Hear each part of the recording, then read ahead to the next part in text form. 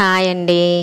చూసారు కదా బొమ్మ ఎంత బాగా వచ్చిందో. ఇదిగోండి ఈ పెప్సీ బాటిల్ ఉంది కదా, ఈ పెప్సీ బాటిల్ని యూస్ చేసి ఆ బొమ్మకి అలా డెకరేట్ చేశాను. దానికోసం ఇదిగోండి ఇలాగా చీరలతో వస్తాయి కదా అట్టలు, ఆ అట్టల్ని చూపిస్తున్నాను కదా, ఆ విధంగా ఆ షేప్లోని కట్ చేశాను అనమాట.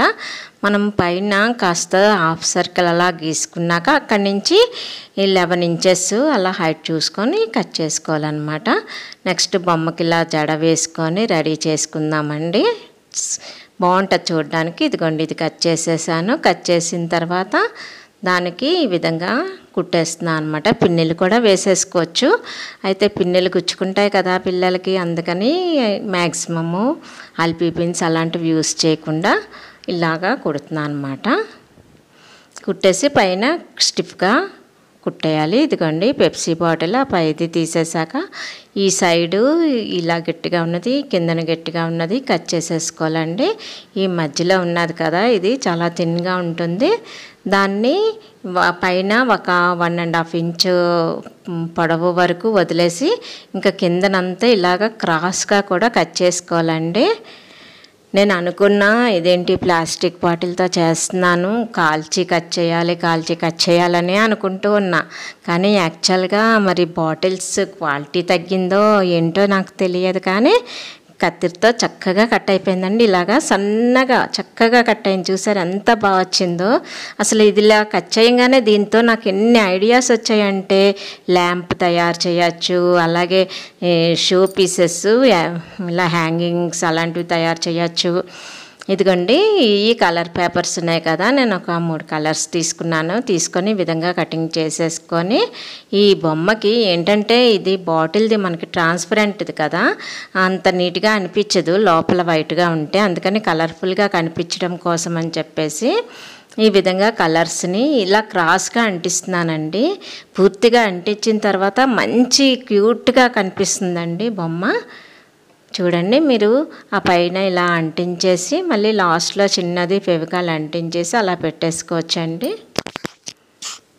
అలాగా క్రాస్గా ఇప్పుడు మనం ప్లాస్టిక్ బాటిల్ ఎలాగైతే క్రాస్గా కట్ చేసామో సన్నగాను, ఇది కూడా అలా క్రాస్గా దాని చుట్టూతా అలా ఈ విధంగా అంటించేసాక ఇలా కటింగ్ చేసేసుకోండి పేపర్స్ అని. నేను కటింగ్ చేసుకున్నాక పైన ఒక బ్లూది రిబ్బన్లా తీసుకొని అంటించుకోండి. తర్వాత ఈ ప్లాస్టిక్ది తీసుకొని దాని చుట్టూ తిప్పి గట్టిగా కట్టేసేయండి.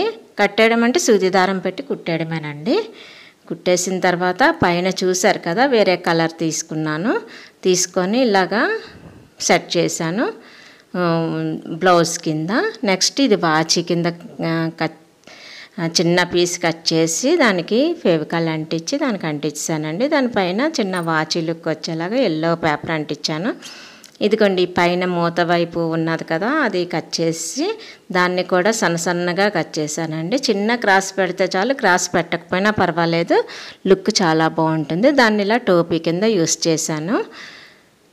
చేసిన తర్వాత ఇదిగోండి ఎల్లో కలర్ పేపర్ తీసుకున్నాను కదా, ఈ పేపర్ని ఈ విధంగా ముడిచేసిన తర్వాత మధ్యలో కొంచెం లుక్ రావడం కోసం అలా బ్లూ పేపర్ అంటించాను. నెక్స్ట్ ఆరెంజ్ కలర్ పేపర్ని ఇలా రౌండ్ చుట్టేసి చివర్లో ఫెవికాల్ అంటించేసి ఇదిగోండి దానికి తగిలిచ్చేసాను. హ్యాండ్ బ్యాగ్ చాలా క్యూట్గా రెడీ అయ్యిందండి. ఇంకా థర్మాకోల్ బాల్స్ ఉంటాయి కదా, ఈ చివర ఎడ్జిల్లోని ఒక్కొక్కటి అంటించేసానండి. అది టోపీ వరకు ఎడ్జిల్లో అంటించాను. అయితే ఈ ఫ్రాక్ లాగా మనము బాటిల్తో చేసాం కదా, అవి కనపడాలి అంటే మనము కలర్ఫుల్గా ఏదైనా చూపించాల్సి వచ్చింది. అందుకని చెప్పేసి దానికి నేను ఏం చేశానంటే ఈ విధంగా థర్మాకోల్ బాల్స్ అంటించేసానండి. అంటించడం వలన అవి చూడడానికి చాలా లుక్ ఉన్నది. అది కాక చాలా అసలు ఏ ఖర్చు లేకుండా ఇంట్లో ఉన్న ఐటెం తోటే ఫ్రాక్ ఎంత క్యూట్గా తయారైందంటే చాలా బాగుందండి చూడటానికి. చక్కగా పిల్లలు ఆడుకునే బొమ్మలు వీటితో ఇలాంటివి తయారు చేసుకొని షోకేస్లో పెట్టుకుంటే ఎంతో లుక్ వస్తుంది. ఇంతవరకు నా ఛానల్ని ఎవరైనా సబ్స్క్రైబ్ చేసుకోకపోతే వెంటనే సబ్స్క్రైబ్ చేసుకోండి.